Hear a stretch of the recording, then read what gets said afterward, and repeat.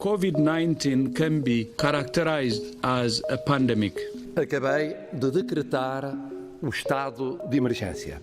Porque a nossa maior arma continua a ser, efetivamente, o isolamento social. Vai ser, porventura, o nosso maior desafio dos últimos 45 anos. We anticipate the worst economic fallout since the Great Depression. Até haver uma vacina ou até haver um tratamento, nós vamos ter de continuar a conviver com o Covid-19 nas nossas vidas. 3 histórias sobre 3 grandes saltos. Esta é uma questão que traz vários problemas para cima da mesa. Não é bem o que parece. Vamos voltar atrás. Repórter 360. O que podemos esperar do futuro? O Primeiro-Ministro António Costa disse que vamos ter de continuar a conviver com a Covid-19.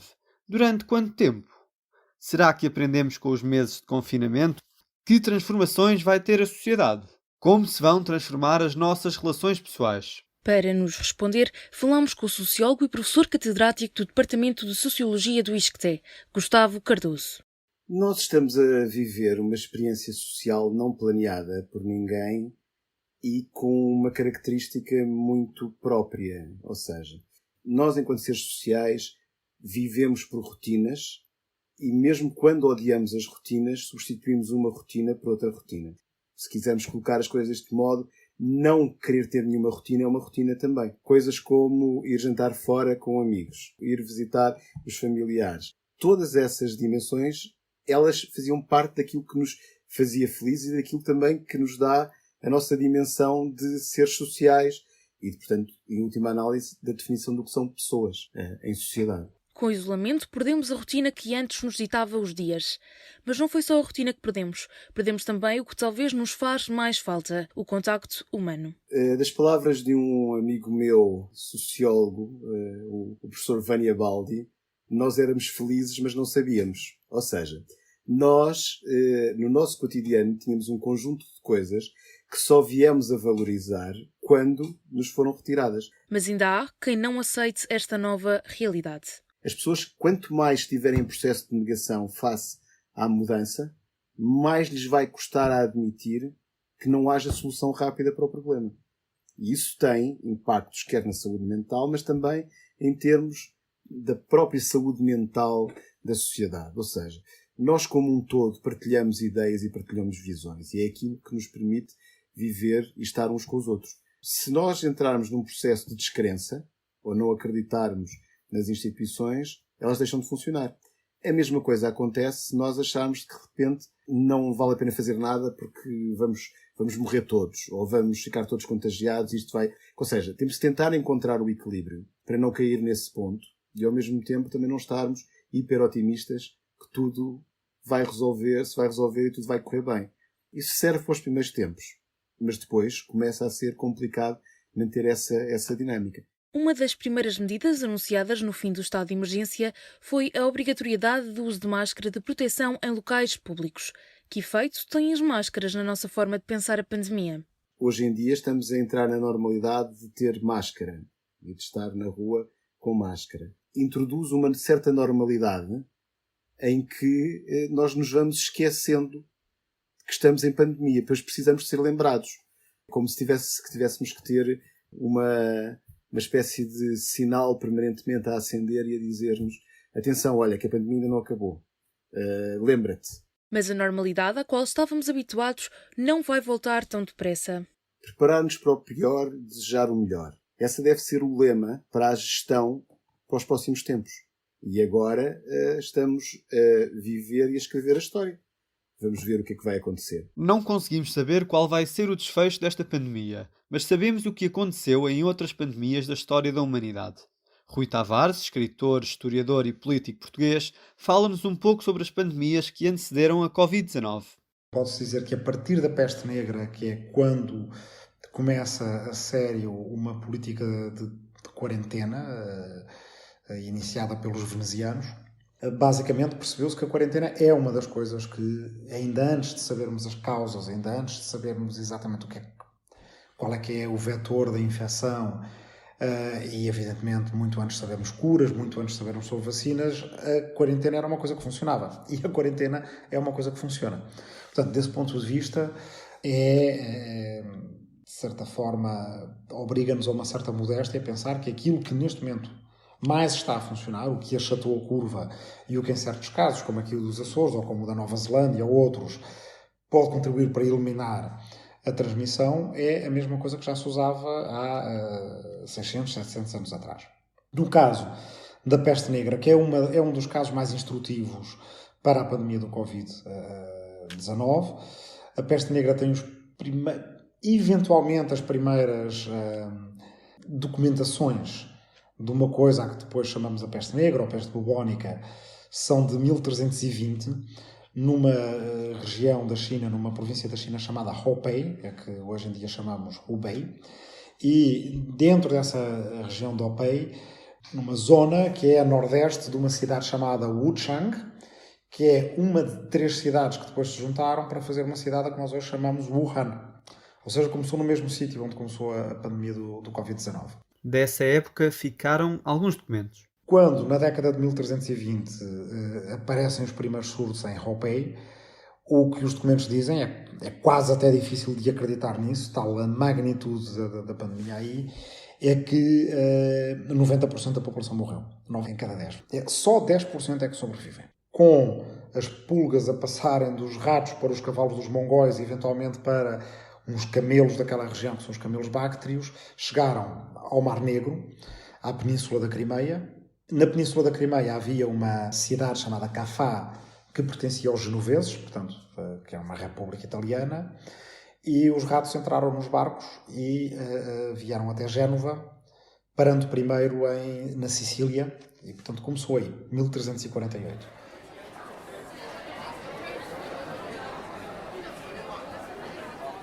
Num instante, a peste negra espalhou-se pela Itália toda, da Itália para a França, da França para a Espanha e para Portugal. Em Portugal chegou no outono de 1348. Depois foi para a Inglaterra, foi para a Alemanha, foi para a Escandinávia, chegou à atual Rússia, que na altura se chamava Moscóvia, em 1351, e matou entre à volta de 1/3 da população europeia da época, 1/3. E isto basicamente acabou com a economia global da altura, a economia dos continentes conhecidos da altura, porque não se conhecia ainda nem o continente americano, nem a Austrália. Portanto, a peste negra é o tipo de pandemia que tem um impacto grande na história da humanidade por arrasar uma população inteira e durante os 150 anos seguintes não há uma verdadeira recuperação dessa criatividade e dessa riqueza, dessa abundância de trocas entre Ásia, Norte da África e Europa. E porque vivemos num período histórico para a humanidade, uma posição possível é ver a pandemia como uma oportunidade para agir de forma diferente. O historiador deposita a esperança nos jovens e na ciência para reescrever a globalização e traçar o caminho para o futuro. Se nós pusermos a Covid-19 em perspectiva, assim, à primeira vista, a humanidade pode sair-se desta pandemia e salvaguardadas as devidas diferenças, de uma forma muito melhor do que se saiu das outras. Porque não tínhamos dúvida que, se deixada completamente à solta, ela tem potencial para matar muito mais gente. Não sei se os 60 ou 70 milhões da gripe espanhola, mas também ninguém quer descobrir, não é? Em que é a Covid-19, se nós soubermos aprender bem com a história e nos soubermos organizar bem, em que é que ela pode ter um papel histórico muito importante? Numa resposta humana à pandemia que nos permita organizarmos melhor para o futuro, tendo uma relação mais harmónica com o nosso ecossistema global, portanto aquilo que eu chamo um novo contrato entre humanidade, natureza e tecnologia, que nós precisamos, um reescrever da globalização. Por exemplo, não é possível continuar a fazer tratados de comércio internacional com países que não respeitem completamente as regras fitossanitárias, digamos, de estado da arte que nós temos na Europa, por exemplo, não só nos produtos que exportam, porque isso normalmente é o que a gente costuma pôr nos tratados de comércio internacional, mas agora precisamos de começar a pôr também que no plano interno dos países também é preciso que essas bitolas de proteção fitossanitárias sejam implementadas. A vossa geração, daqui a 3, 4, 5 anos, 10 anos, 15 anos, o que vai dizer é isto assim não funciona. O que funciona é a ciência, que é uma atividade das mais cosmopolitas que há, cooperação internacional, que é essencial para todos os aspectos da globalização, e aquilo a que eu costumo chamar de cosmopolitismo, uma consciência de uma verdadeira cidadania global, que implica, por exemplo, estarmos conscientes de que o nosso habitat é todo o mesmo. O nosso habitat é só um planeta. E pode ser que, se esta pandemia tiver esse fator, que ela venha a ficar conhecida na história, não pela enorme mortandade que provocou, mas pelo despertar de consciência que provocou. E isto não é inédito na história. Por exemplo, o grande terremoto de Lisboa é muito conhecido, não por ser o que mais vítimas provocou. Há terremotos mais destrutivos. Mas ficou conhecido porque as pessoas passaram de uma primeira reação que foi isto é um castigo de Deus e temos que ir para a rua rezar, para uma segunda reação que foi não, nós temos que enterrar os mortos, cuidar dos vivos e reconstruir a cidade de uma maneira a minimizar os efeitos da catástrofe.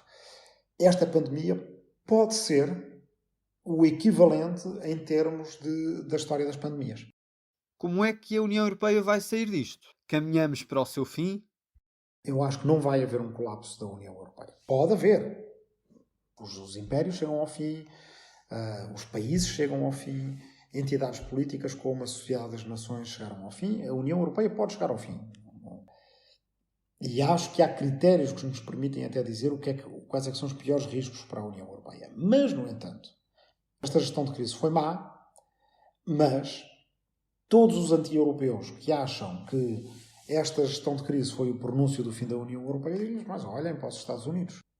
Nos Estados Unidos, que têm todas as coisas que tanto os eurocéticos como os euroentusiastas dizem que a Europa não tem, tem um sentimento nacional muito forte, tem um federalismo completo, tem uma Constituição que permite ao Executivo agir, a gente vê o que está a passar. Os Estados não se entendem com o Presidente da República, nem com o Congresso Federal. Neste momento há consórcios de Estados para comprar produtos para responder à pandemia do Covid-19. Na costa do Pacífico há 4 Estados juntos, não é? Que são a Califórnia, o Oregon, o Washington e Nevada. Na Nova Inglaterra também. Há uma data de consórcios de Estados que não havia antes. Como é que um historiador vai ver a situação da União Europeia? Quer dizer, um historiador futuro, olhando para este momento, e fora dos debates absolutamente fanatizados sobre a União Europeia, de gente que basicamente proclama que ela vai acabar porque quer que ela acabe, o que é que vamos ver? Que a União Europeia não tinha funções de saúde pública antes desta crise e que, neste momento, passou a ter um sistema de compra de produtos, de ventiladores, etc., conjunta. Portanto, onde não havia compra conjunta, passou a haver. Nos Estados Unidos, onde havia compra federal, deixou de haver. O Presidente da República diz abertamente que só ajuda aos Estados que o tratarem bem, que lhe fizerem favores políticos a ele, e neste momento em que a gente fala, há grupos de homens armados, e mulheres também, algumas, milícias, a ocupar congressos estaduais nos Estados Unidos. Se isto acontecesse na Europa, onde já iríamos, estava tudo a dizer que a União Europeia acabou. Aliás, neste momento na União Europeia, há imensa gente a dizer que a União Europeia acabou. Boa noite. É um cenário menos grave para Portugal do que a média europeia. A Comissão Europeia prevê que a economia em Portugal cai este ano 6,8% devido à pandemia. As contas públicas também vão ser afetadas e depois de um excedente, o ano passado, o país deverá ter em 2020 um déficit de 6,5%. A Comissão Europeia antevê ainda que o desemprego em Portugal chega ao fim deste ano aos 9,7%. Portugal acompanha assim a tendência da União Europeia, que vai ter este ano a mais profunda recessão da história. A União Europeia vai ter a maior recessão económica da sua história. Susana Peralta, economista, professora na Nova SBE e investigadora, caracteriza esta crise e diz-nos quais os fatores que a diferenciam daquela que tivemos em 2008. O FMI disse que isto era a pior crise da economia mundial desde a Grande Depressão dos anos 30 do século passado, não é? Portanto, estamos a falar praticamente há 100 anos. E é por várias razões, porque é uma recessão que, no fundo, atacou toda a economia mundial ao mesmo tempo, não é? De forma praticamente simultânea. Enfim, a pandemia desloca-se assim por ondas, não é? Mas a verdade é que nós, num espaço de 3 meses, fechámos a economia praticamente do mundo. Enfim, nós sabemos que as estimativas dizem que há cerca de metade da população mundial debaixo de alguma forma de restrição que depois restringe a sua capacidade económica, não é? A capacidade, enfim, de produzir, de consumir. Portanto, isso é uma primeira dimensão da crise. Depois é uma crise que foi muito mais repentina, quer dizer, foi uma crise que de repente, de um dia para o outro, nós temos as empresas a fechar, as pessoas a deixar de ir à rua, as escolas fechadas, as pessoas não podem trabalhar, portanto, e isso é mesmo de um dia para o outro. Todos os setores que sofreram com esta crise sofrem praticamente de um dia para o outro, não é? Overnight, é mesmo essa a expressão. Depois é uma crise que combina um efeito do lado da procura, na medida em que nós estamos todos em casa consumimos muito menos, mas depois também do lado da oferta, na medida em que nós estamos todos em casa também produzimos muito menos. E num país em que o turismo significa quase 10% do produto interno bruto, interessa saber como será o futuro do setor. As pessoas vão viajar? Será que o setor vai recuperar num futuro próximo? É muito improvável que as pessoas, antes de haver ou a famosa imunidade de grupo de que falam os virologistas, ou de que chegue a vacina, no fundo que diminua de facto de maneira importante o risco, e portanto isto tudo vai ficar na cabeça das pessoas, as pessoas não vão correr grandes riscos. Pronto, eu penso que apesar de tudo há alguma esperança de que o turismo intra-europeu, e aliás hoje o comissário disse que ia fazer os possíveis para voltar a ter turismo no verão de 2021, portanto, se de facto a União Europeia tiver uma estratégia concertada dos tais testes à chegada, se isso vier a existir, não sei, para dar alguma confiança, mas não vai ser muito difícil, e mesmo que essa alguma confiança venha a conseguir ser implementada, nunca vamos voltar a ter o turismo como nós tínhamos até dezembro, não é? Mas certamente que não no verão de 2021, enquanto a crise sanitária andar por aí, enquanto o risco sanitário e o risco político, neste sentido, político de se fecharem fronteiras, político de me restringirem a minha liberdade num país que não é o meu. Haverá pessoas que vão viajar, certamente as pessoas mais novas, se calhar as pessoas que não têm família de crianças pequenas, onde este tipo de considerações se torna, no fundo, um bocadinho mais crítico. As pessoas mais novas nós sabemos que têm menos risco, pelo menos é isso que dizem os estudos. Portanto, essas pessoas vão se pôr a viajar, se calhar mais cedo, mas não vamos voltar a ter toda a população a viajar como nós tínhamos, não é? Com Lisboa a ser o destino turístico mais utilizado para viagens curtas de fim de semana, esse tipo de coisas. Quer dizer, isso não vai acontecer tão cedo, não é? A recuperação deste setor não vai ser fácil, especialmente para as empresas que dependiam da procura turística em Portugal. E se já há alguns anos se anunciava o trabalho à distância como uma possibilidade, agora tornou-se uma realidade. Susana Peralta acredita que esta pandemia vai mudar o mundo do trabalho. No entanto, reconhece que está numa posição privilegiada. Eu julgo que sim, eu espero que esta crise, sobretudo para quem trabalha no setor dos serviços, não é? Também sirva para nós percebermos até que ponto é que aquela vida em que as pessoas vivem e correr de um lado para o outro a poluir muito mais. Agora, estima-se que vai haver uma diminuição de 5% nas emissões de CO2 durante o ano 2020, que é a maior diminuição de emissão de gases poluentes desde a Segunda Guerra Mundial. Portanto, é um número avassalador e isso tem que ver, obviamente, com a dimensão da atividade económica, mas também tem muito que ver com as características desta crise, que foi, de facto, nós pararmos de andar de um lado para o outro. Pronto, e tem muito que ver com a crise no transporte aéreo, porque o transporte aéreo é um setor que polui imenso. Portanto, eu penso que há aqui ganhos, claramente, enquanto organização da sociedade, enquanto conciliação entre trabalho e família, enquanto também proteger um bocadinho o congestionamento das cidades. As cidades são sítios localmente muitíssimo poluídos, isso tem muito que ver com estas deslocações e se calhar nós podemos aprender com esta crise que na verdade há muitas das deslocações que fazemos que não são assim tão necessárias. Portanto, há aqui aspectos positivos que eu espero que o mundo consiga perceber e consiga apropriar-se deles e ir para o melhor. No entanto, Susana Peralta não esquece as pessoas em situação precária. Mas eu também acho que é importante nós, já voltando ao assunto anterior, isso é tudo uma perspectiva para quem trabalha no setor dos serviços, quem consegue estar em teletrabalho, já é à partida uma parte da população com uma vida relativamente confortável, não é? Portanto, também seria ideal que nós não fôssemos apenas atrás disso, que nós também criássemos instrumentos para permitir às pessoas com trabalhos menos qualificados, com contratos de trabalho temporários, etc., também conseguirem fazer essa conciliação, também poderem passar mais tempo de família, com ou sem filhos, isso não interessa. E portanto há aqui, de facto, eu penso que apesar de tudo, esta crise ela é tão avassaladora, ela mostra-nos tanto os limites de tanta coisa, que realmente pode haver aqui um despertar de consciências para os limites do mundo, mas do mundo em que nós vivemos, e portanto que isso melhore muitas coisas.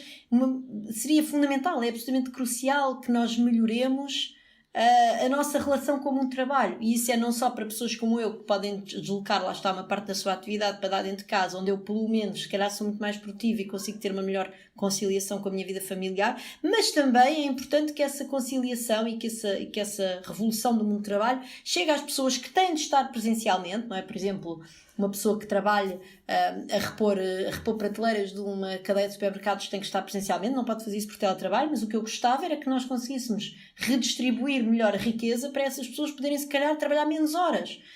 E com isso também poderem, enfim, apreciar o tempo mais de trabalho, o tempo de estar a fazer outras coisas de forma mais calma e que isso também já agora é possível até as torne mais produtivas quando estão a trabalhar. Mas isto é mais provável que seja eu a sonhar com um mundo cor-de-rosa do que o mundo que verdadeiramente vamos ter a sair desta crise. Vamos ver. E enquanto uns teletrabalham, outros telestudam. Voltamos a ouvir o professor universitário e sociólogo Gustavo Cardoso para nos explicar como tem sido dar aulas através da plataforma Zoom. Nós estamos neste momento numa situação que oscila no ensino, por exemplo, universitário, entre a zoomificação da realidade e a zombificação da realidade. Porquê? Porque quando nós aceitamos que temos que ter aulas através do Zoom, em substituição da sala de aula, estamos a fazer ou uma coisa que é substituir o espaço físico pelo espaço da comunicação, ou então estamos a caminhar para uma lógica de zombificação, que é dar aulas no Zoom como dávamos na sala de aula. E aquilo que nós estamos a observar, que é o local para onde aparentemente todos estamos a ser empurrados quando não inovamos e não fazemos aulas de forma totalmente diferente, é para uma lógica de zombificação, em que os zombies são de dois tipos. Temos os zombies professores, que são aqueles que chegam, ligam e começam a debitar e, quando chega ao final do tempo, param. Ok? Mas também há a zombificação do lado dos alunos, em que transformamos uma relação em total relação de zombies. Ninguém comunica com ninguém, estamos todos no mesmo sítio, mas estamos a olhar uns para os outros e aquilo que estamos a dizer não tem qualquer efeito. O pagamento das propinas também é uma preocupação. Vamos pensar da seguinte maneira. Os alunos pagam propinas. É justo estarem a pagar propinas por ensino presencial quando vão ter apenas ensino à distância? Se tivermos que voltar outra vez em setembro para casa, imaginando. Da primeira vez fomos todos apanhados de surpresa e estivemos numa emergência. Agora estamos numa rotina. Não existem segundas emergências. E passam a existir novas normalidades. Mas não estamos a discutir se, por acaso, colocando essa hipótese, este for um novo normal. E isto é uma discussão que tem que ser feita por uma razão muito, muito simples. É que, neste momento, embora se esteja a tratar do desconfinamento da universidade e do politécnico, etc., na realidade, na mente das pessoas todas, está a interrogação de saber se o próximo ano letivo não vai ser igual ao final do atual ano letivo. Andréa Galvão tem 19 anos e está no primeiro ano do curso de Ciências da Comunicação da Faculdade de Ciências Sociais e Humanas da Universidade Nova de Lisboa. Fala-nos da experiência que está a ter com as aulas online e da necessidade de alguma adaptação da parte dos professores. Eu tenho-me sentido produtiva, mas em relação à faculdade, no início até estava mais tranquila, mas não acho que seja a ser muito justo, porque acho que falta muitas vezes a possibilidade de haver diálogo entre professores e alunos, porque acho que nem todos os professores entendem as assimetrias que este ensino gera, nem toda e em algumas coisas, e eu falo tendo estas dificuldades todas neste momento, mas conseguindo ter um computador, ter um espaço para estudar, mas nem toda a gente tem estas capacidades e e em vez de nos estar a ser exigido menos trabalho, está a ser exigido mais. E acho que falta capacidade de haver um entendimento entre professores e alunos, e acho que o movimento estudantil agora tem feito pressão e isso é super necessário. A resposta à pandemia da Covid-19 foi rápida em todo o mundo. Milhões de euros foram investidos para salvar vidas, no presente e no futuro. Perguntámos à Andreia, que está ligada ao ativismo pela justiça climática, porque é que a crise do ambiente continua com poucas soluções concretas. Eu acho que é principalmente porque não nos impacta tão diretamente. Eu tinha feito uma entrevista com um ativista moçambicano do movimento de justiça climática e o que ele disse foi super interessante. Acho que a primeira narrativa sobre alterações climáticas tem que ser sempre a precariedade, porque sempre que eles fazem ações neste sentido nunca falam de justiça climática ou termos mais científicos, porque isso parece uma realidade muito distante. É muito injusto acusar estas pessoas de não se preocuparem ou de não consumirem artigos e terem um estilo de vida verde. É mesmo completamente desfasado da realidade, especialmente quando são as primeiras pessoas a serem impactadas. Como é que podemos censurar essas pessoas que já vão ser da linha da frente de não se importarem? Porque se calhar têm que se importarem em pagar a renda ou dar comida aos filhos. Acho que há prioridades. Nem toda a gente tem o luxo de pensar no futuro. Pensar daqui a 30 anos, daqui a 10 anos é um luxo. Mas acho que com esta crise do corona, as pessoas assustaram-se porque viram, ok, isto realmente tem um impacto muito direto na forma como eu vivo, posso adoecer, posso morrer, e a crise climática parece uma coisa daqui a muito tempo, os meus filhos, e para muitas pessoas nem é algo real. A luta por justiça climática tem falhado muitas vezes em perceber quais são os melhores pontos a tocar nas pessoas. E por onde passa o caminho que queremos traçar pelo ambiente? Eu acho que o caminho é mudar a globalização, porque o facto de nós neste momento termos tido, ou estarmos a ter tanto nos movimentos como a nível pessoal, mas tanto contacto a nível internacional, acho que toda a gente percebe que isso é um ganho. E também acho que não podemos achar que podemos dar soluções locais a problemas que são globais. O problema da crise climática é um problema global e só globalmente poderá ser respondido, porque se um país cortar as suas emissões, isso não tem impacto a uma escala maior. Muito se fala da infecção e da posterior imunidade, mas o que são realmente? Pedro Simas, um virologista do Instituto de Medicina Molecular, esclarece o que é a imunidade e a sua importância. As duas coisas estão correlacionadas. O grau de infecção está relacionado com o grau de imunidade. Nós, quando temos uma infecção viral, resolvemos a infecção viral porque temos um sistema imunológico que lida com isso. E desenvolvemos algum grau de imunidade e de memória imunológica. Se a pessoa é seropositiva para anticorpos específicos para o SARS-CoV-2 e se é negativa para o vírus, não é? Isso é bom porque, em princípio, potencialmente essa pessoa já não é um risco de saúde pública. Eu digo potencialmente porque não há certezas. O que há é um conhecimento científico todo muito grande nesta área, também nesta família de coronavírus, e é expectável que essa imunidade seja protetora, pelo menos durante meses, ou anos, ou um ano, ou 2. Não há certezas, mas o próximo passo terá de passar por construir uma imunidade populacional, sem que, com isso, haja um descontrolo no número de óbitos. A pergunta é: como é que se constrói uma imunidade populacional? A imunidade populacional pode ser construída de duas formas. Uma forma artificial, através de uma vacinação, que cria imunidade populacional, a tal chamada herd immunity é conseguida por vacinação, ou então é conseguida porque há infecção natural. E há uma confusão aqui nos mídias e nas pessoas do que é a imunidade populacional.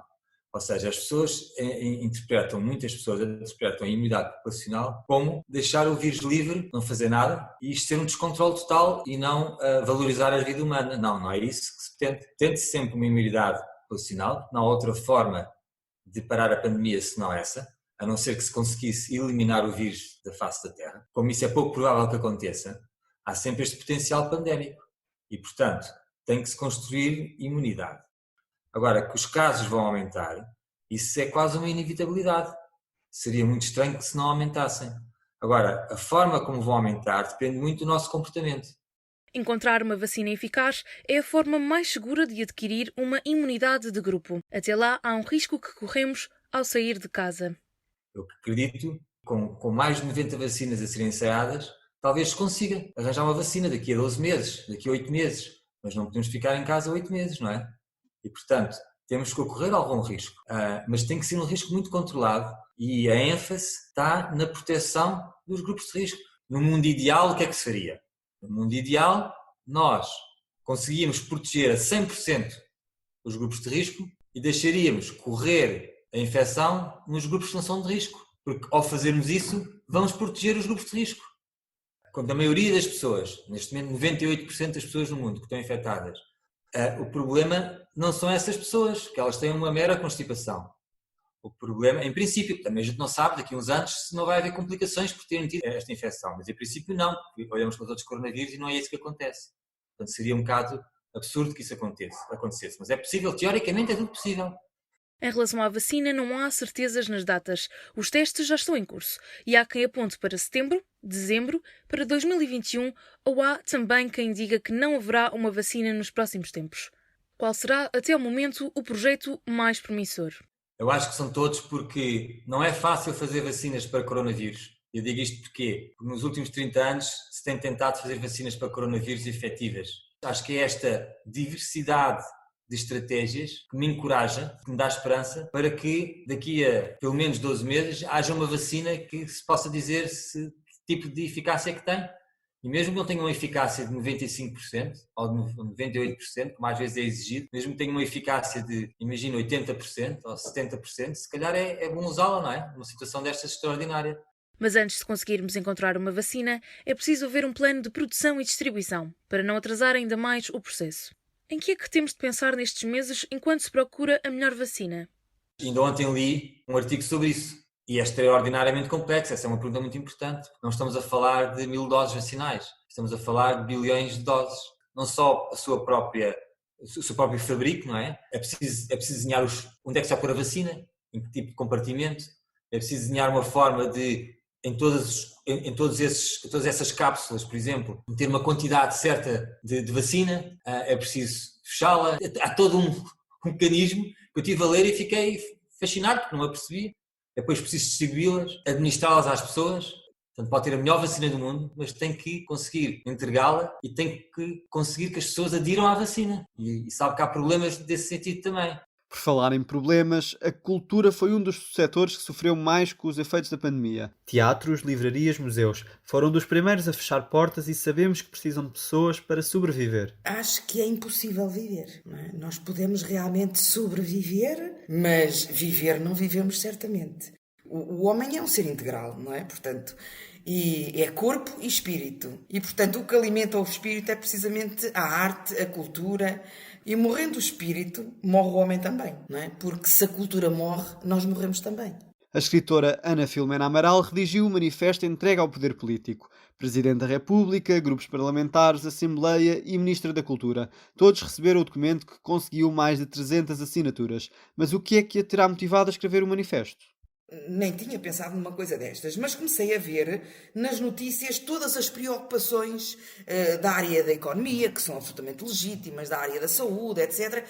E pouco ou nada ouvia da área da cultura. Eu pensei, mas então tem que se fazer também alguma coisa para a cultura. Portanto, tem que se realmente lembrar que a cultura não pode ficar para o último plano, não pode definhar e tem que reivindicar um lugar prioritário também neste cenário, quer de pandemia, quer de pós-pandemia. E, obviamente, um país não existe sem cultura. O manifesto pede que a cultura seja uma prioridade aos olhos do governo, mas será uma prioridade aos olhos da população? Nós temos que realmente pensar que estamos numa fase de recessão. E, portanto, provavelmente ir a um espetáculo de teatro ou música ficará para outro plano. Mas há pessoas que não se vão confrontar com essa necessidade, felizmente. Há pessoas que não vão perder os seus empregos. Há pessoas que, cuja vida material não vai sofrer grandes alterações. E essas eu penso que nunca terão medo de ir ao teatro ou a um concerto ou ao cinema. E eu penso também que há uma certa ânsia de voltar a ter essa vida que nos foi negada agora durante praticamente 2 meses, e todos nós estamos ansiosos por voltar a ter essa normalidade nova, porque isto é realmente um mundo novo. Não sei se vai ser admirável, mas novo é com certeza. Esta reportagem foi produzida por mim, Ana Narciso. E por mim, João Pedro Moraes. A coordenação é de Magda Cruz, o design de Diana Almeida e o genérico da autoria de Luís Batista. 3 histórias sobre 3 grandes saltos. Esta é uma questão que traz vários problemas para cima da mesa. Não é bem o que parece. Vamos voltar atrás. Repórter 360.